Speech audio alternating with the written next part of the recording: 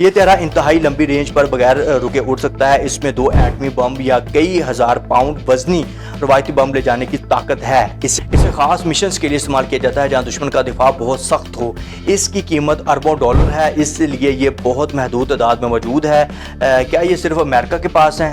ये क्वेश्चन आपके माइंड में आ रहा होगा। जी हाँ, सिर्फ अमेरिका के पास मौजूद है। दुनिया का कोई दूसरा मुल्क इस जैसा त्यारा ना रखता है और ना ये डिजर्व कर सकता है। जी हाँ, B2 स्पिरिट सिर्फ अमेरिका के पास मौजूद है। दुनिया का कोई दूसरा मुल्क ऐसा त्यारा ना रखता है और ना इस सतह की टेक्नोलॉजी तक इसकी रसाई है।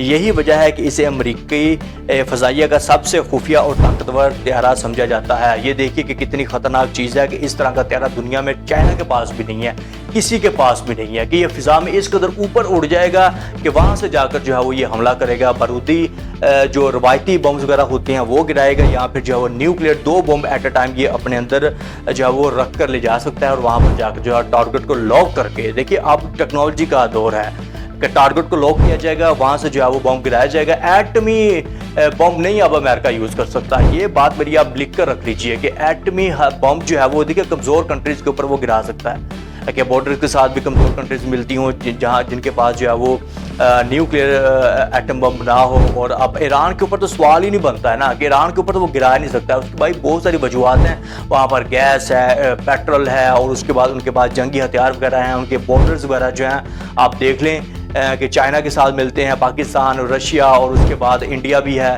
कि भाई कितनी तबाही होगी। और आप ये सोच लीजिए। अपनी राय का ज़रा कमेंट बॉक्स में कीजिएगा। इस वीडियो को देखने का आपका बहुत शुक्रिया। चैनल पर नए हैं तो चैनल को सब्सक्राइब कर लीजिए। मैं हूँ आप सबका अदील उस्मान।